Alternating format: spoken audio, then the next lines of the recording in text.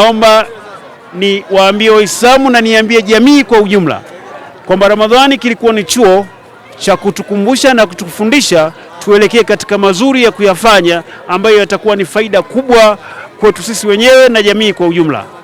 Miongoni mwa hayo ni maadili mema, na miongoni mwa hayo ni kuepukana na uhalifu na vitendo vyote vibaya vya kiuhalifu, iwe vya kuharibu mali za watu, kudhulumu mali za watu, kuwaibia watu na kuwadhuru wengine.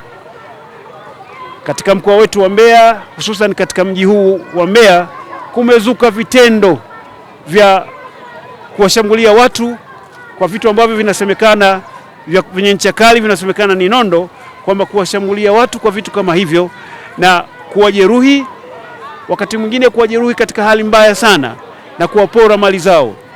Tabia hiyo sio nzuri, na wito wangu ni kwamba mwezi wa Ramadhani, Mwenyezi Mungu amesema ni uongofu kwa watu, sio kwa Waislamu. Shahru Ramadhan alladhi unzila fihi alquran, mwezi wa Ramadhani ambao imeshushwa ndani yake Qur'an, hudan linnasi wa bayinati min alhuda wal furqan, ni uongofu kwa watu na ubainifu kwa uongofu, kati ya uongofu na batili.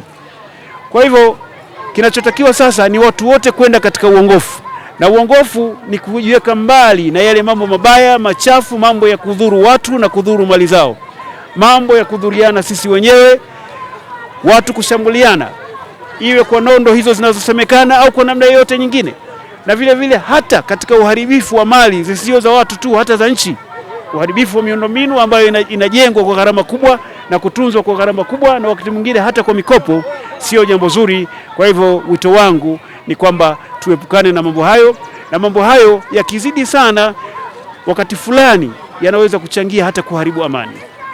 Kwa hivyo tuepukane na vitu vyovyote vile vibaya ambavyo sio viashiria vizuri, ni vitu ambavyo vinaweza kupeleka katika hali ambayo sio nzuri, vikatuvurugia utulivu, mshikamano wetu na amani tulionayo. Watoto sasa hivi wamekuwa na mihemuko, wamekuwa wanafata makundi. Kwa hiyo nawaomba wazazi wenzangu tuendelee kuwahusia watoto. Na ukija kuangalia katika kipindi hichi ambacho tayari mkoa wa Mbeya watu tumerudi katika zile zama za watu sasa hivi wanaumizana, katika wanapigana nondo, basi katika mwezi huu mtukufu wa Ramadhani ambao umemalizika, basi iwe ni njia ambayo Mwenyezi Mungu Subhanahu wa Ta'ala tumuombe aweze kunusuru mkoa wa Mbeya katika majanga kama haya, na tuitumie fursa hii ya Idi kuonyesha mshikamano, kushikamana, kuonyesha kusaidiana, kuzidisha kupendana, kwa sababu mwezi wa Ramadhani na imani kwa kiasi kikubwa umetubadilisha. Kwa hiyo kupitia mwezi wa Ramadhani tumejifunza vitu vingi sana.